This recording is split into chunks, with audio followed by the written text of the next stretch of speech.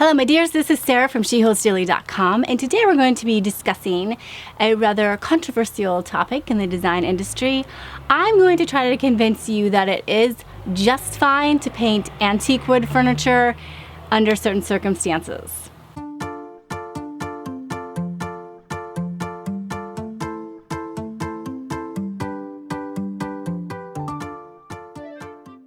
So in my family, I am the one that everyone calls on both sides if there is a piece of antique furniture that is in danger of being sent to the thrift store because some elderly relative does not want it anymore. I am the one who usually takes it or doesn't take it, but no one else really cares about the antique furniture.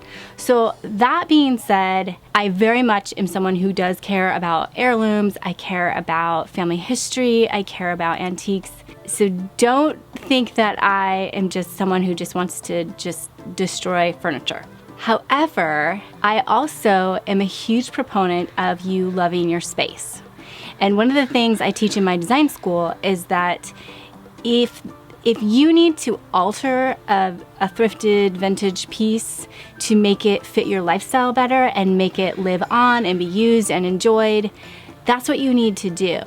So the other thing that can happen is someone will just end up, putting that in Goodwill or worse into a landfill, and the piece will never get to live on or be loved again. So I think you have to just be really honest about how you feel about the piece. If it's really working in your space, if you really like the wood tone. I currently am being really strict with my wood tones, and I am only having raw wood. So to have dark orangey, especially the orangey wood in my space, it starts to throw off the whole look. And I'll have pieces that I hold on to for like 2 years. I'm like, I'm just gonna wait and I'm gonna like it. And I'll just give you a little side tip, and this is what I also teach in my design school. If you don't like it after 1 week of living around it, there is a very small chance that you're ever going to change your mind about that. And it's not something that you're gonna grow into. In fact, what it's gonna do is probably act like the bully in the space, which means it starts dictating to everything else what's going on, and you keep trying to make this work and make it look better. And that is definitely a piece that you want to paint. If there is any type of smell issue going on that you can't resolve, that's another reason to paint. If there's a structural issue, like the finish is damaged, sometimes paint will fix that. And of course, if the style is not your style. So those are my 3 things that really pushed me over the edge, and I'm like, I'm gonna do this, even though I know that some people will freak out whenever I post things where I've painted an antique piece of furniture. And honestly, at this point, if it's solid wood, it probably is an antique. The chances are it's an antique, because I believe that anything earlier than 1950 was solid wood, and then they started getting into the particle board and the veneer and all that. So and the definition of an antique is it's 50 years old or more. So yeah, if it's solid wood, you're probably painting an antique. So today I'm going to tackle a china cabinet that I was recently given by a dear aunt and uncle who have passed away now. But it was gonna go to Goodwill, and so I was like, I don't have space for this in my house, but I bet it would look awesome on my porch. And in my mind, it was like I wanted it to look kind of like a garden theme, like greens and whites and garden tools and pieces like that would be in a greenhouse. So I thought, okay, I can make this work. And people ask me about my porch all the time. It is covered, and it is really safe for furniture. I would say a good 9 months out of the year. So just depending on the way you live, this may not be a good idea, but for me, it's working, and I really love it. And the piece is beautiful, and it gets to be enjoyed daily because I made that decision. So I don't regret it. And by the way, if you are a person who loves wood furniture, that's great. Then you don't have to do anything. But there are a lot of us that don't love the wood furniture so much. So I'm willing to go ahead and paint, even if it means that one day I'll have to strip it down and restain it or something. That's fine, I could do that. But for now, I really have chosen to repaint several pieces in my house. So let's look at a couple things that I've done recently. So I inherited this armoire and needed it for my husband's space, but the wood tone was not what I wanted, didn't match anything in the room. And I think you do need to match your wood tones. You need to be pretty strict with those if you want a really cohesive look.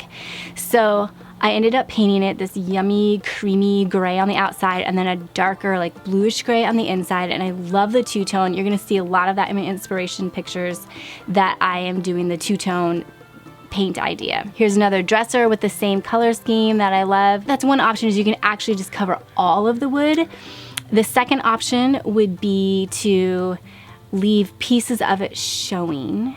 So for instance, this is some beautiful cabinetry where they left just the wood trim showing, and I think that can be really beautiful. And I will say that even though I love raw wood, if most of the piece is colored and there's just a tiny bit of the dark wood showing through, I feel like that's still soft enough that it's not fully competing with the raw wood look, and I will go for that. So I think that can work as well if that is where the direction you're gonna go. You can always strip down the wood, like this piece right here, and so then you've got a soft painted color with some raw wood showing. And then I recently did a tutorial on color washing, which is just taking chalk paint, you paint it on while it's wet, you take a damp rag and you just gently wipe off pieces of the paint so it's just showing through really lightly. I did that on my desk and I really am liking it. It still doesn't looking black to me, for those of you who've been asking. I think that my paint was a little bit old and it turned kind of navy, so I've ordered up some black, I think it's called Typewriter. It's by Miss Mustard Seed and it's her milk paint, and I am gonna go over it again and actually make it pure black. I think I'll like that better. But that's an option, is to color wash or like leave some of that just beautiful wood showing through on a one drawer, or maybe the cabinet faces. For today's project, I am gonna tackle this china cabinet that I inherited. It's a beautiful size. It's not very deep. I love that it's like, I don't know, 15 inches deep or something. So you could really, I mean, maybe at some point I'll squish it into my hallway or something. But it has little locks. It has a couple drawers. My favorite part is that the glass is actually wavy, and if you've got furniture that has wavy glass, you've got an antique for sure, because glass is actually liquid, and over many years it actually does sink to the bottom, and so you get that beautiful wave. So I very much want to preserve these doors, but as far as the wood, it's not going with my color scheme. I've had it up here for, I don't know, like 6 months or so, and I'm still not liking it. And there's sort of a black lineage going on in the wood that I'm not loving. And then the last thing is that the knobs are really boring. So I have gone through many hours of looking at knobs, and I'll show you the ones that I was thinking about and actually why I'm not gonna use them. The ones I really want are at Hobby Lobby. They're these beautiful teardrop poles, and they're out of stock right now, and I'm just holding my breath that they're gonna come back in. But I'm gonna actually hold out, because I feel like I've spent enough time on this knob decision that I know I really wanna get those glass teardrop knobs, and I'm just willing to wait for them. I have scoured the internet. The only place I can find them is Hobby Lobby. And I think Hobby Lobby is pretty good at restocking, so I think we'll be okay. And I put them on Instagram. I had so many questions about it. So if you are also wanting to know about these poles, the little glass ones, I will be mentioning it on Instagram as soon as they come in. Okay, I have most of it figured out for what I want to do with the paint. I know that I want to paint the inside completely green, and I have this beautiful springy, like light green. It's called Celery. It's from the Magnolia paint line, and I know I want to do that on the inside as the backdrop. What I don't know is exactly how I want to do the outside. So I'll be deciding that as I go along. But I do have just a plain flat white. It's actually like the matte base paint, and it's the cheapest paint I could find. It was at Walmart. I actually turned it into homemade chalk paint, so I'll put the recipe below in the description, but you can make any color into chalk paint. The only thing with chalk paint is you have to seal it at the end, and because this is outside, I'm probably gonna do a clear coat sealer and not the wax, because I need it to be a little bit tougher. But the big question for me is, so if I paint the outside, do I want the doors to just be white, or do I want all of it to be white? So it would be like all green except for white doors, or it will be all white on the outside. I'm just gonna have to decide as I go along.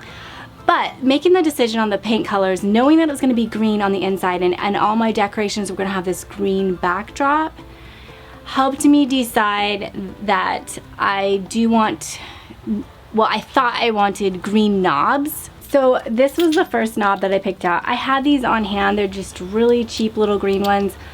If I don't use these for something, I will put them in the wall and use them as hooks for Christmas decorations. So I will use these. They're pretty standard though, so I wanted something maybe a little more interesting. They definitely looked too small on the piece too, and I would need 6 of them. So 2 for the doors, 2, and then 2 for each of the drawers. But they were looking a little small, and the green was a little bit brighter than the paint. So I kept looking, and then I thought, well, let's go. I had this one, and I thought, well, maybe for size this would be good. And I do like the size a little better, but I thought I could have a little more fun with the color. So that brought me to these knobs, and I always check Hobby Lobby. They're the best place for looking for knobs. They just have a huge selection, great price. They go half off every other week. They're half off. So wait if you need to wait a week, because it's worth it. And they just have, I mean, I love them all. They're all so cute. So Hobby Lobby is my #1 source for hardware. I couldn't find a green this size, so what I ended up doing was ordering them on Amazon, and they had a silver on them, and I just thought, I really am using a lot of gold in my house right now, so I was just gonna use some rub and buff and turn these to gold. But in the end, I put them up and I was like, it felt a little flat to me. I was like, this style is done so much that then I thought, oh, I just want something really surprising and just that just is so beautiful and vintage looking. And that's when I decided I've got to have those poles. And the reason why I can make this work in my head, even though they're not green, they're so interesting and so unique and so hard to find apparently, that I love that part of it. And I love that, so when you're trying to figure out a pole or a knob, it's not gonna just be like the glass part that you measure. So even though the actual part that you hold onto to open the door is small, the overall piece is about as big as this one. So it is gonna fill up that space, even though there's a little negative space in the design. It is gonna act more like of a larger piece. So I'm not worried about the size. So now I just need to hang tight and hope they come in.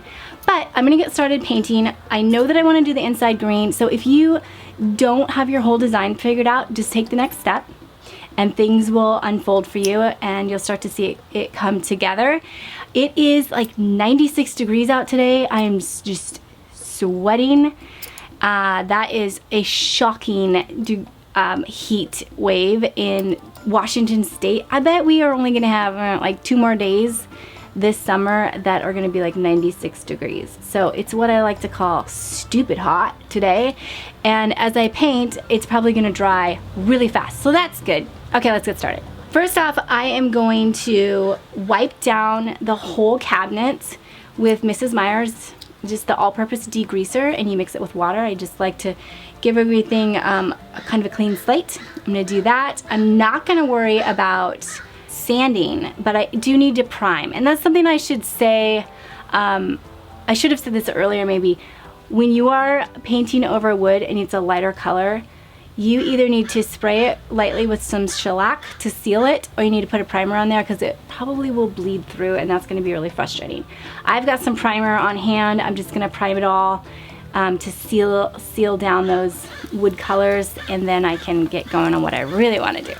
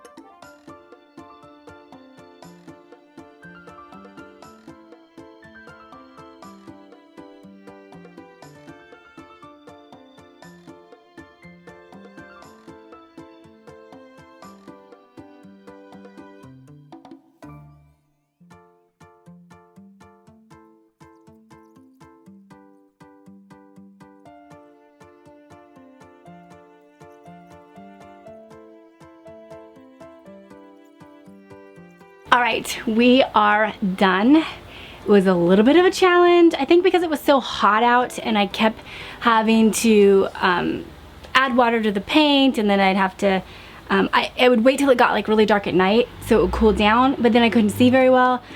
So I kind of think the best time to paint when it's really hot out is early morning. So anyway, the one thing that I really want to point out is that a lot of times if you're painting wood furniture, the stain will show through, it will bleed through.